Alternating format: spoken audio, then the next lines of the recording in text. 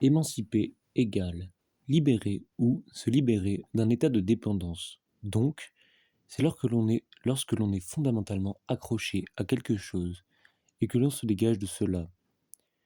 Dans les cahiers de Douai, dans les cahiers de Douai, on retrouve trois types d'émancipation pour Rimbaud. Il y a d'abord l'émancipation par rapport à sa famille. En effet, Rimbaud est d'abord parti à Paris pour rejoindre Verlaine. Il a fait deux fugues, en 1870 et en 1871. Et aussi, il a participé au soutien de la Commune lors des émeutes sous le régime de Napoléon III. Une célèbre citation de lui est: On n'est pas sérieux quand on a 17 ans.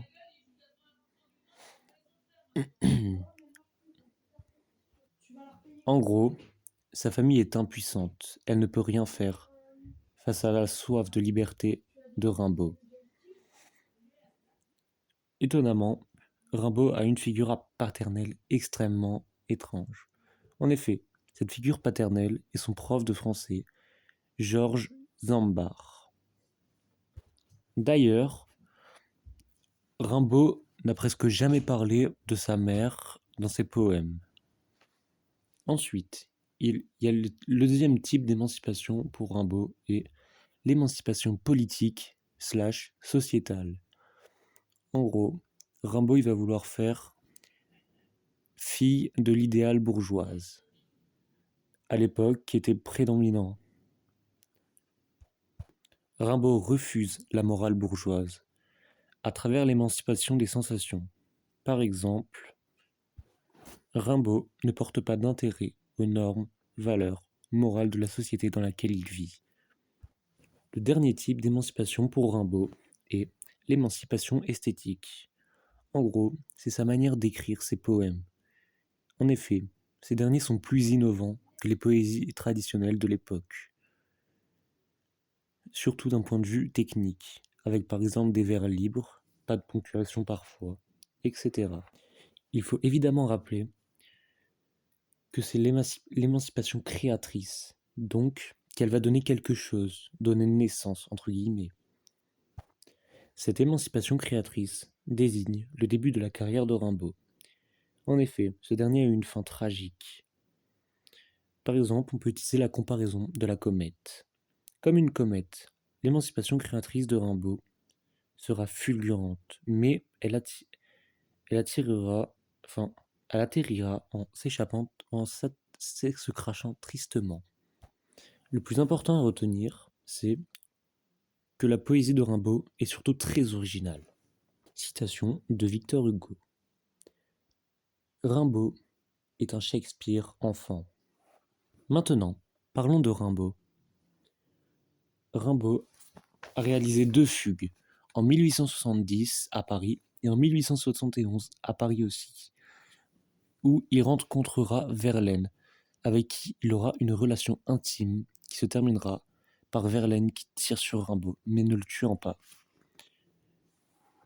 Depuis jeune, Rimbaud vit seul avec sa mère. Étonnamment, à un moment inattendu, il stoppe sa carrière et change totalement. Il se dirige en Afrique, où il fera de nombreux trafics d'armes, puis il reviendra à Marseille en 1850, où il mourra dans d'étranges conditions.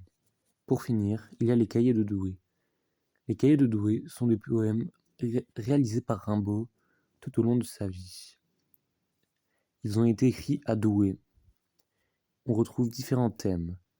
Par exemple, l'amour, le désir, mais encore, le vagabondage, l'errance, mais aussi des poèmes engagés. Pour l'amour et le désir, il y a 4 poèmes que j'ai choisis. Il y a d'abord Première soirée. En gros, c'est une scène amoureuse entre une jeune fille et Rimbaud. Le deuxième est Sensation. C'est une description d'une balade en été, où Rimbaud s'appuie surtout sur l'importance de la nature. Le troisième est Le roman. C'est une aventure amoureuse de Rimbaud. Puis, j'ai choisi Rêver pour l'hiver. Ici, Rimbaud part en voyage avec une fille, avec 7 filles. On retrouve de nombreux jeux sensuels. Comme exemple de poèmes engagés, j'ai choisi Le Forgeron, qui est un poème engagé politiquement. Ici, on écoute une discussion entre le forgeron du village et Louis XVI, parlant du mépris du peuple. Ensuite, j'ai pris Les Effarés, qui est engagé politiquement et satire. Ce poème parle d'enfants, des enfants pauvres, qui rêvent de manger du pain devant le four du boulanger. Pour finir, j'ai choisi Le Dormeur du Val, qui est une critique de la guerre. Ici, c'est une description d'un jeune soldat en pleine nature. C'est un euphémisme surprenant pour représenter la mort. Pour finir, sur le thème du vagabondage et de l'errance, j'ai choisi Ma Bohème. Ici, le poème nous raconte sa fugue. Il était pauvre, mais heureux. Puis, Rêver pour l'hiver. Rimbaud part en voyage avec cette fille. On retrouve aussi des jeux sensuels. Puis, Sensation. Sensation, une description d'une balade en nature, en plein été. Poésie vient du grec poein, qui signifie fabriquer, créer, construire. En gros, écrire un poème est un acte créatif. On peut donc dire que chaque poème pourrait alors incarner une émancipation créatrice.